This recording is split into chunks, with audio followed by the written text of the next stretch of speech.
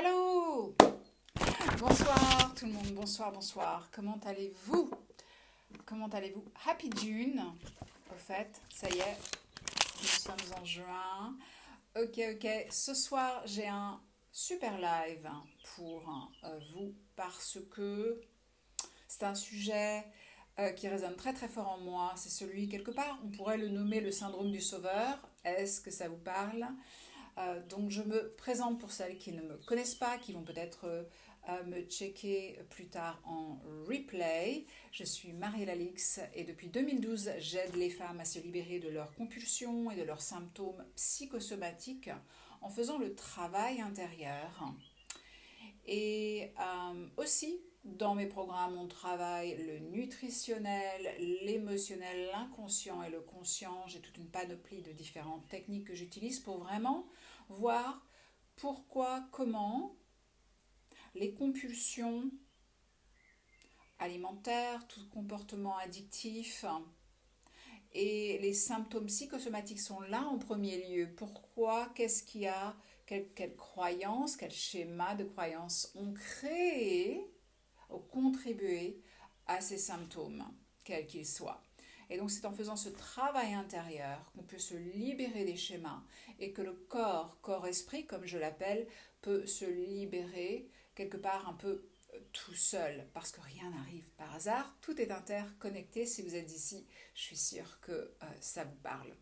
Donc ce soir, je voulais vraiment vous partager une expérience que j'ai vécue récemment et qui m'a montré combien c'était important de le partager. Voilà. Donc, récemment, j'étais avec quelqu'un, un grand ami à moi, et, et il me racontait un peu ses déboires. Il était censé aller se faire opérer à l'hôpital pour une opération tout à fait planifiée depuis très très longtemps. Et donc, il est arrivé tôt le matin, et en milieu d'après-midi, enfin, quelqu'un vient le voir et lui dit non, ce ne sera pas possible, pour quelque raison que ce soit. Et donc, j'écoutais son histoire. Et tout de suite, waouh, mon élan a été de vouloir l'aider, de vouloir faire tout et quelque part n'importe quoi pour le sortir de cette situation. Ce n'était pas une réflexion, donc dis-moi si c'est quelque chose qui te parle ou qui t'arrive d'avoir cette espèce d'élan de générosité, mais on verra, est-ce que c'est vraiment un élan de générosité? Donc cet élan, et donc je voulais absolument le sortir de cette espèce de trou, c'était insupportable, il fallait que je l'aide. Donc j'étais prête à lui donner de l'argent pour diverses raisons. J'étais prête à lui dire, bah, écoute, viens ici, alors que je n'avais même pas vérifié avec mon conjoint si ce serait ok. Et franchement, c'est pas très pratique parce que la situation ici n'est pas très pratique. J'étais prête à chambouler tout mon emploi du temps pour quelque part apporter du réconfort à cet ami. D'accord? Et de par mon travail intérieur, de par là où je suis, donc ce domaine où je suis, j'ai pu voir. Tout d'un coup, j'ai pris du recul. Après, je me suis dit, waouh, ok. J'étais partie directement dans cette espèce de syndrome de sauveuse. Je voulais absolument le sauver. Et donc, c'est vrai qu'au premier abord, on peut se dire, waouh, c'est super généreux. Enfin, qu'est-ce qu'il y a de mal à ça? Au contraire. Je vois, Sandra, que tu me fais un petit commentaire. Alors, je vais voir si je peux le voir ici. Hop. Oui, ça te parle beaucoup, Sandra. Ouais, ben voilà. Merci de ton partage. Et n'hésite pas à intervenir plus. Et c'est vrai que euh, je me suis, grâce à mon travail, j'ai pris ce recul et je me suis posé la question, donc est-ce que c'était vraiment généreux? En fait, j'ai pu voir littéralement les schémas qui étaient en place. J'ai pu les ressentir en fait en moi. Parce que c'est toujours la même chose dans notre travail. On peut vraiment observer quelque chose et puis on peut le ressentir en soi. Et alors ce qui est fabuleux quand on ressent les choses, c'est que ça ne passe plus par la phase intellectuelle. Donc en fait, ce soir, ce dont je veux te parler, c'est quelque part les pièges dans cette espèce de trop donné, d'accord? Les raisons pour lesquelles ce n'est pas tout bon, finalement, alors qu'a priori, on pourrait se dire, ben écoute, où est le problème? Franchement, s'il y avait plus de gens généreux comme toi, ça ferait un meilleur monde. Et les signes qui font que peut-être tu es dans cette espèce de syndrome de sauveur, et les questions à te poser si ça se produit pour toi. Les questions que tu peux te poser, les questions, elles ont l'avantage de créer cette espèce de recul naturel, surtout dans nos élans inconscients, d'accord? Parce que si tu es dans le groupe Renaître à soi, tu es une femme empathique, tu as ce désir d'aider l'autre, tu ressens les émotions de l'autre, et peut-être même que un de tes schémas a fait que tu as eu tendance à mettre les besoins des autres avant les tiens. D'accord? Donc justement, j'aimerais commencer par parler de la source de cette envie irrésistible de tout donner, tout maintenant. Donc, si tu ressens cet élan très très fort, qui ne passe pas par la case intellectuelle, c'est un élan inconscient. C'est un élan inconscient. Et donc, je t'invite à voir que si tu es déclenché par une situation à vouloir donner tout de suite, à sauver une situation, à être celle qui sauve, c'est que ça vient d'une blessure inconsciente en toi, d'accord, qui vient de se réveiller. Parce que, en fait, ce qui peut se passer, c'est que tu peux observer ou être le témoin d'autre chose, de quelque chose qui ne va pas provoquer en toi cet élan inconscient. Tu vois, je t'invite donc à observer s'il y a des situations où finalement, tu peux regarder quelque chose de pas très sympa, mais finalement, tu ne ressens pas cette ouverture en toi, ce déclenchement en toi. Quand une situation engendre cette étincelle d'émotion, c'est un signe que ça vient d'une blessure inconsciente, une blessure de l'enfance qui vient de se réveiller. C'est l'analogie que je donne souvent qui est celle d'une blessure. Par exemple, si tu te blesses au genou, pour qu'elle se guérisse bien, il faut que tu la soignes, que tu enlèves les débris, etc. Et puis que tu donnes à ton corps l'opportunité, à toi l'opportunité de guérir et de devenir une cicatrice. Mais en fait, avec nos émotions, parce qu'on a tendance à les refouler ou des fois être en déni, elles ne vont pas avoir l'opportunité de se cicatriser. J'y reviendrai. Donc, quelle est cette blessure? Quelle est cette blessure? Il est possible que un de tes schémas, c'est vrai que dans mon travail, dans mes accompagnements, c'est ce qu'on observe beaucoup, c'est de découvrir quel schéma de comportement, de croyance on a appris en fait en grandissant. En grandissant, puisque très tôt, dans notre vie, dans notre petite enfance, on arrive au monde, on pense que l'amour est inconditionnel, je n'ai rien à faire et je suis aimable, digne d'amour, etc., etc. Et très vite, on arrive à cette conclusion, il faut que je fasse plus, il faut que X, que puis-je faire pour avoir de l'attention et de l'amour? Et donc, par rapport à ce syndrome du sauveur, il est possible que tu aies appris à mettre le besoin des autres pour obtenir cet amour et cette attention que tu méritais d'avoir. Et tu es arrivé à ce schéma, c'est devenu un schéma de automatiquement quand il y a de la douleur ou autre chose, eh bien tu arrives tout de suite à la conclusion de qu'est-ce que je peux faire et tu t'immisces dans chaque situation parce que quelque part ton rôle est toujours celui de il faut que je mette les besoins des autres en premier.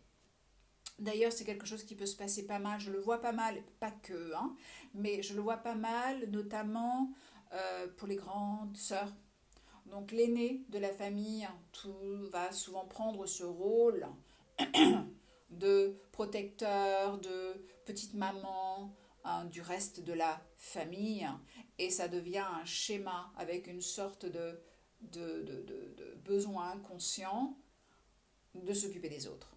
Et donc, au détriment de soi, de se mettre en arrière. Est-ce que ça te parle? Est-ce que c'est quelque chose que peut-être tu vis ou tu as vécu? Et donc tu vas sacrifier tes propres besoins, tu vas peut-être même ne pas être consciente de tes besoins, quelque part au profit des autres, automatiquement. D'accord? Et en fait, ce que je t'invite à voir en fait sur la vraie source du sous-syndrome de l'imposteur, pas de l'imposteur, du sauveur. Ce que je t'invite à voir, c'est que finalement, puisqu'une blessure ancienne vient de se rouvrir,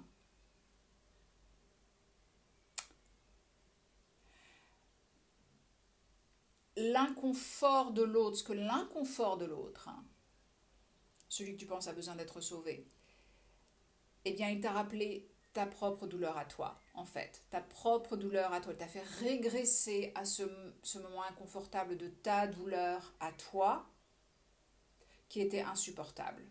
Qui était insupportable. Et donc, quand tu veux aider l'autre, quelque part, ce qu'il se passe, c'est que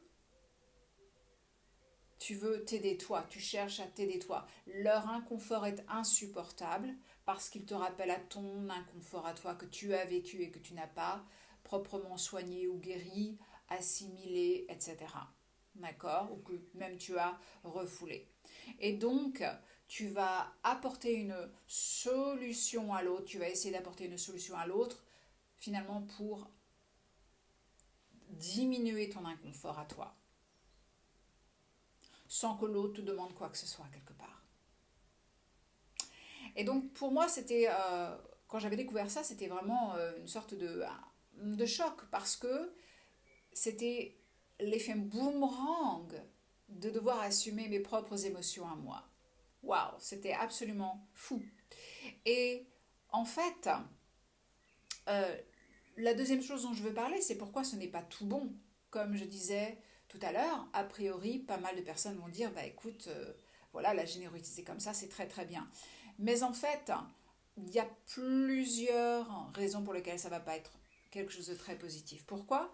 Parce que, d'une part, ça renforce un schéma en toi qui est celui de je ne suis pas aussi importante que les autres.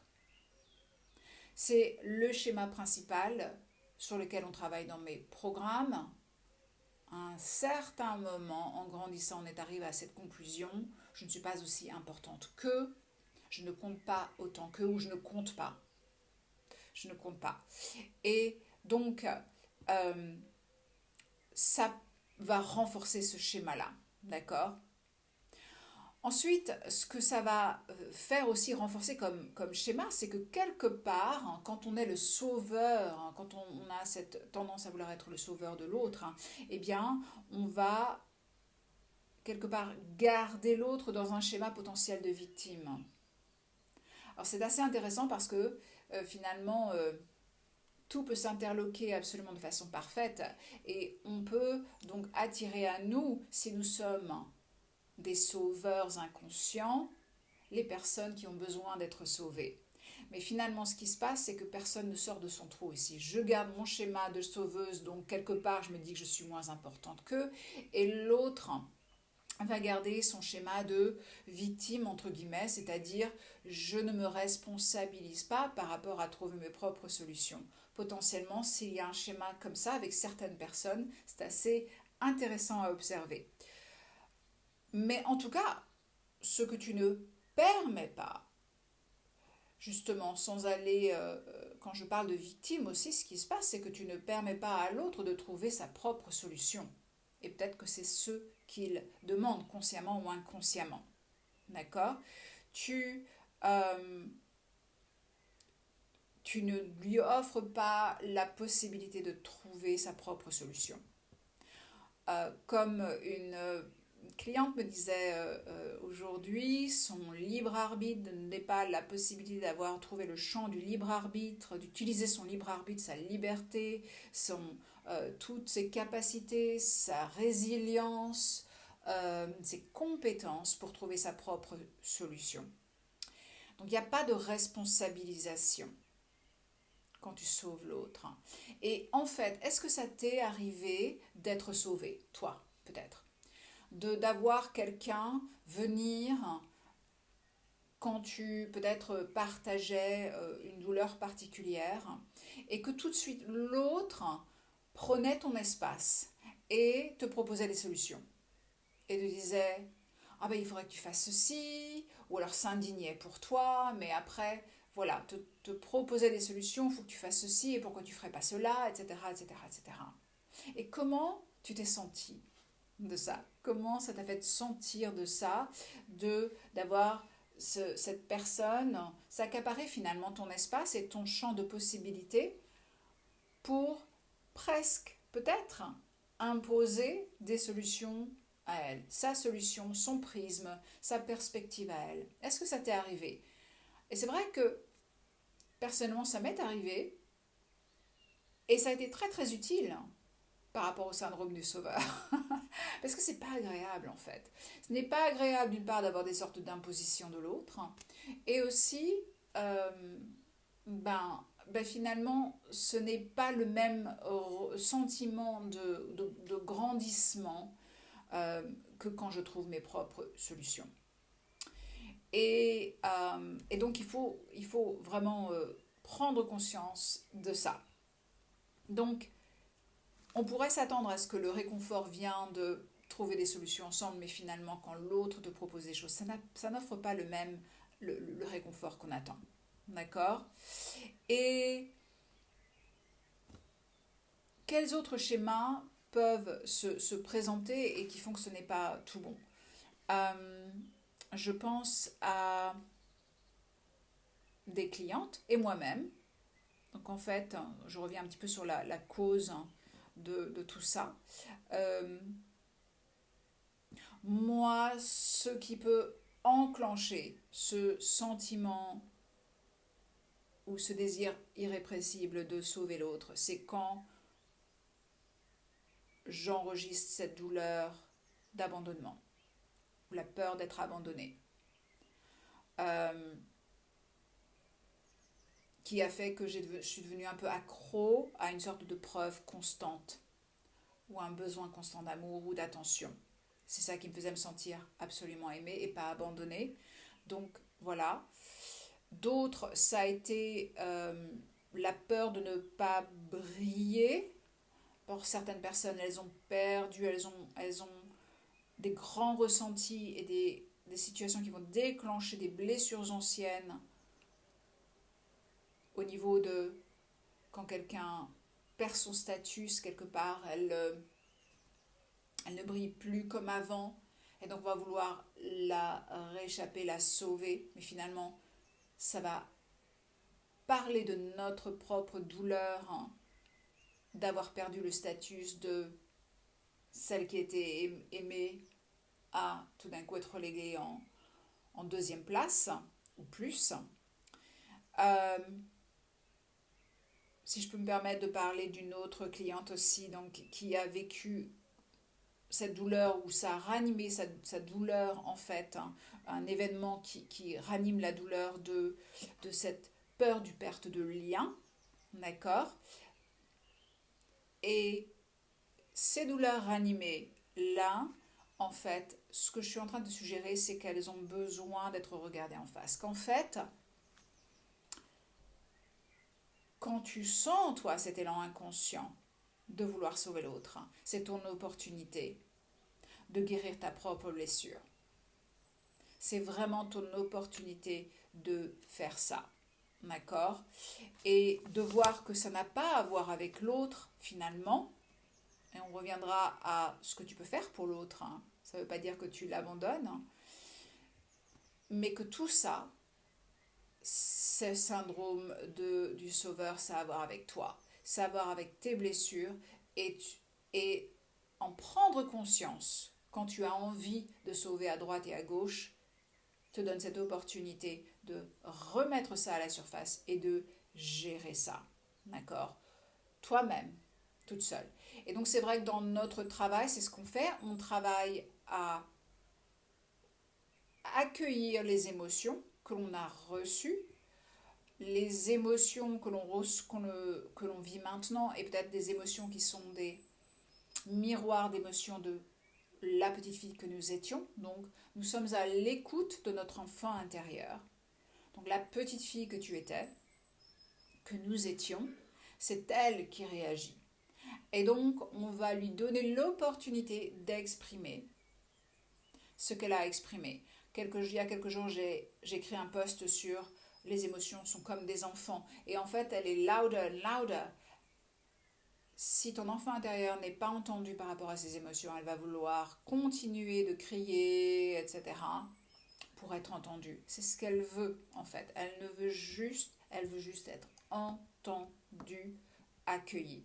Donc ça, c'est ton opportunité. Donc dans notre travail, dans mes programmes, c'est ce que l'on fait. On accueille les émotions, on a une technique, d'ailleurs je l'ai partagé dans le groupe Renaître à soi, qui s'appelle le lâcher brûler, si tu veux regarder ça dans les ressources gratuites. C'est cette opportunité d'accueillir toutes les émotions. Je me sens X, donc par exemple quand tu sens que tu as été déclenché dans ton désir de sauver, je me suis sentie terrible parce que, ou ça me renvoie à cette peur et parce que quoi, tu lâches toutes les émotions et tu peux suivre tout le protocole qui fait que tu vas pouvoir lâcher les émotions, ton enfant intérieur va être écouté et tu pourras te libérer de ces émotions parce que c'est la seule chose que tes émotions demandent à faire quelque part, ne plus être affecté par tes émotions, ensuite te pardonner et remplacer par des gratitudes. Donc tu pourras voir s'il y a un enseignement dans ce protocole, tu peux voir s'il y a un enseignement qui sort du fait de relâcher les émotions. Quand tu commences à lâcher tes émotions, ah oui, tiens, c'est un schéma qui a tendance à se reproduire, ou c'est comme si je me sentais abandonnée encore, ou ça me renvoie à cette énorme peur que je vivais quand j'étais enfant, ou alors c'est un schéma que dès que ceci se passe, je me sens tout de suite abandonnée. Quel schéma, quel enseignement ressort? Tu verras dans le protocole, tu as l'opportunité, après avoir lâché tes émotions, de te réécouter ou de te relire. Et c'est important parce que c'est là où est l'enseignement. Et c'est là où tu peux soigner ta fameuse blessure pour qu'elle puisse se cicatriser. Donc en fait, tout ce symptôme, ce syndrome du sauveur n'est qu'une opportunité pour toi d'un côté de te libérer de ces émotions, d'accord, de cette blessure. Simplement en l'accueillant, en l'exprimant totalement. D'accord? Et ensuite en t'en libérant. Donc, je t'invite à regarder ce protocole-là. Et ensuite, en parallèle, les questions que tu veux te poser quand tu te sens, une fois que tu es consciente de ce symptôme, de ce syndrome, cette tendance que tu as, tu peux vraiment te poser des questions. La prochaine fois que tu te sens dans ce genre de situation, dès que tu te sens inconsciemment, avec un élan inconscient, genre tu vas ressentir peut-être une blessure ou soit de l'indignation pour l'autre ou ces émotions très très fortes, ça va être ton signal de prendre du recul. Que si ça te touche si fort, c'est que ça va avoir avec une blessure à toi. D'accord? Donc tu vas pouvoir faire ça. Et donc au lieu de te projeter dans l'autre, ça te permet de te recentrer. Soit tu te dis je vais revenir, je sais que ça va avoir avec une de mes blessures, donc tu reviendras plus tard pour faire ton travail perso. Et tu vas avoir l'opportunité de prendre des steps. Donc premièrement, tu prends recul. Deuxièmement, ok, tu te dis, ok, c'est l'opportunité d'une guérison parce que ça ne me toucherait pas aussi fort si ce n'était pas quelque chose en moi. Donc, qu'est-ce que ça réveille en moi? Je prends cette opportunité plus tard pour guérir. Par rapport à cette personne qui est là en face de toi, qu'est-ce que tu fais? C'est l'opportunité d'être présente, en fait. Ce que j'appelle être pleinement présente. Et tout à l'heure, une cliente disait que j'ai trouvé ça très très beau. Elle dit en fait, oui, c'est vrai que si je suis pleinement présente, eh bien, qu'est-ce que je fais? Eh bien, finalement, je donne de l'amour inconditionnel. C'est-à-dire que je permets l'autre d'être complètement dans son espace. Euh, Ce n'est plus une question de je suis d'accord avec toi ou je ne suis pas d'accord avec toi. Je suis dans l'écoute et la présence. C'est un art.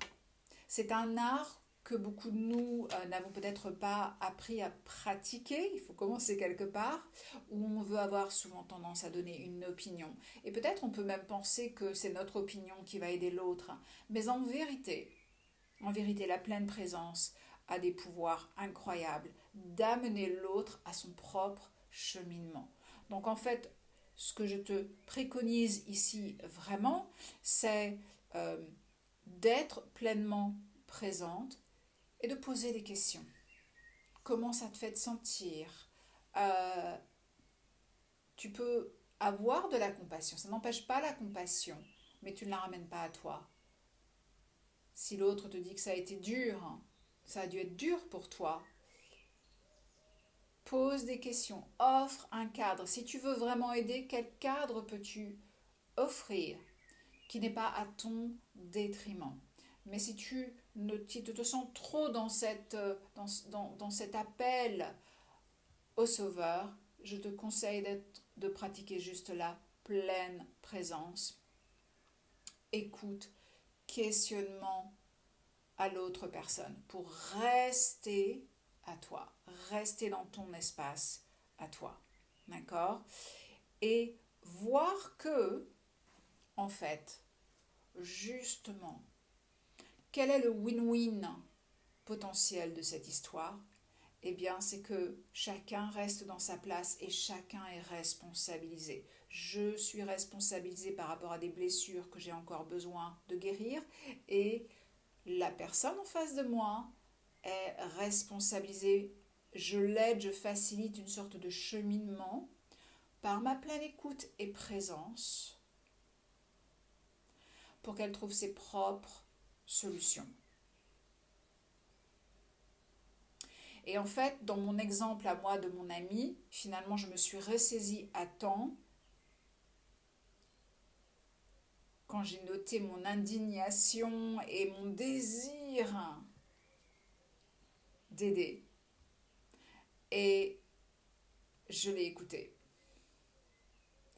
afin qu'il puisse arriver à la propre gestion de ses émotions. Donc j'étais présente par rapport à ses émotions de déception, de tristesse, de tout ça, de colère par rapport au fait qu'il a perdu du temps, qu'il s'était préparé mentalement, et puis que ça repoussait, etc. Et en fait, de lui-même, il est arrivé à sa conclusion qui était, il n'y a pas mort d'homme, j'ai qu'un mois à attendre, un mois et quelques. Je l'ai aidé simplement, j'ai posé une question par rapport à la perspective. Est-ce que ça aurait pu être pire? Donc j'ai pas dit mon point de vue, mais je demandais est-ce que ça aurait pu être pire. Et quand je me suis ressaisie, et il m'a dit ben ouais, j'aurais pu aller à cette opération et avoir de très mauvaises nouvelles, comme il arrive à certaines personnes évidemment.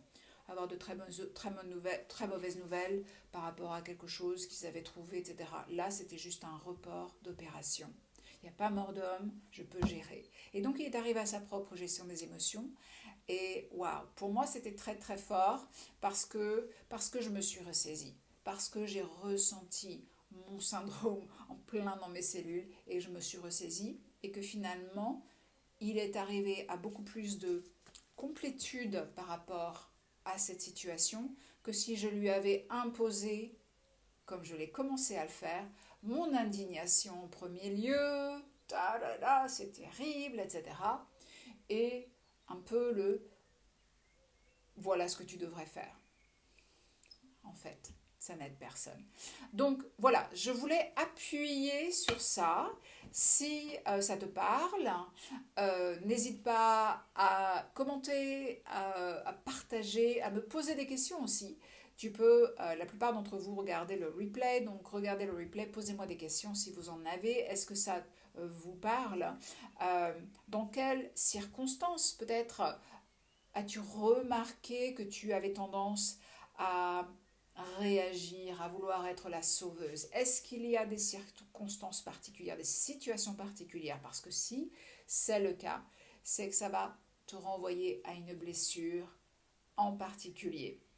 Dis-moi comment tu as géré. Est-ce que tu as eu ce genre de réalisation où, ah oui, je peux avoir tendance à être sauveuse et je me suis rendu compte que ce n'était pas bon finalement pour personne? Ou est-ce que tu as tendance à aller fully dans la sauveuse? Et comment ça te fait sentir d'être cette sauveuse finalement? Euh, et si tu es sauveuse et que finalement en écoutant ce live, tu te dis, bah, oui, j'aimerais gérer autrement, peut-être commence à te poser la question de comment je pourrais gérer pour donner la place, la liberté, la responsabilité à l'autre de trouver son propre cheminement et simplement être là en lui. Et puis si tu fais l'expérience de pratiquer cette pleine présence, pleine écoute, avec bienveillance et compassion, sans offrir le sauvetage, si tu en fais l'expérience et que quelque part ça t'apporte quelque chose, partage. Ça me fera plaisir d'entendre ton exemple et ce que tu as ressenti. Ok, voilà, je vais vous laisser pour passer une belle soirée. Et puis, je vous dis à très bientôt, mardi prochain par exemple. Allez, ciao!